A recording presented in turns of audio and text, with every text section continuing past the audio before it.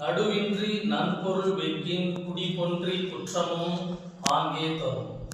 நடுவு நிலைமையின்றி பிறரது நல்ல பொருளை கவர ஆசைப்பட்டால் அந்த ஆசை அவனது குடியை கெடுத்துவிடும், அவனுக்கு தீரா பழியையும் கொடுத்துவிடும். படுபயன் வெக்கி பழிப்படுவ செய்யார் நடுவன்மை நாமுபவர்.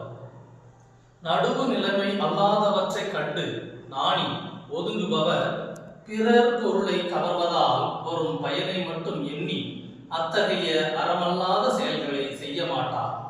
சிற்றின்பம் வெக்கி அறநல்ல செய்யாரே மற்றின்பம் வேண்டுபவர். நிலையான இன்பத்தை விரும்புபவர் நிலையில்லாத சிறிய இன்பத்திற்கு ஆசைப்பட்டு அறமல்லாத செயல்களை செய்ய மாட்டார். இளமென்று வெகுதல் செய்யார் புலம்பென்ற உண்மையில் காட்சியவர். பொறி புலன்களை அடக்கி வென்ற அறிஞர் பெருமக்கள் தமது வறுமைக்காக பிறர் பொருளை கவரும் தீய செயலை செய்ய மாட்டார்கள். அக்கி அகன்ற அறிவெல்லாம் யார் மாட்டும் வெக்கி விரிய செய்யும். யாராயிருந்தாலும் பிறர் பொருளை கவரும் தீய செயலை செய்தால் அவரது நுட்பமான விரிந்த அறிவினால் என்ன பயன் விளையும்?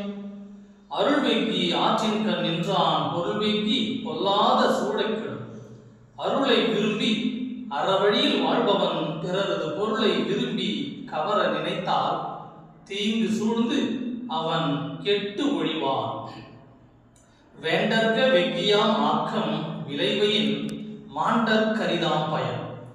பிறர் பொருளை கவர்வதால் வரும் செல்வத்தை விரும்ப வேண்டாம், அது தரும் பயன் நன்மை விளைவிப்பதற்கு அரியதாக அமையும். அக்காமை செல்வத்திற்கு யாதெனின் வெக்காமை வேண்டும் திறன் கை பொருள். ஒருவனது செல்வ வளம் குறையாமல் இருப்பதற்கு வழி என்னவென்றால் அவன் பிறர் பொருளுக்கு ஆசைப்படும் குணம் இல்லாமல் இருக்க வேண்டும். அறனறிந்து வெக்கா அறிவுடையார் சேரும் திறனறிந்தாங்கே திரு. அறம் என்று அறிந்து பிறர் பொருளை கவர நினைக்காமல் வாழும் அறிவுடையவரை தானே தேடி திருமகள் சென்று அடைவார்.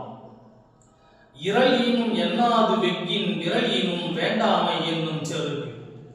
பின்னர் என்ன நிகழும் என்பதை அறியாது ஒருவன் பிறர் பொருளை கவர நினைத்தால் அது அழிவை தரும்.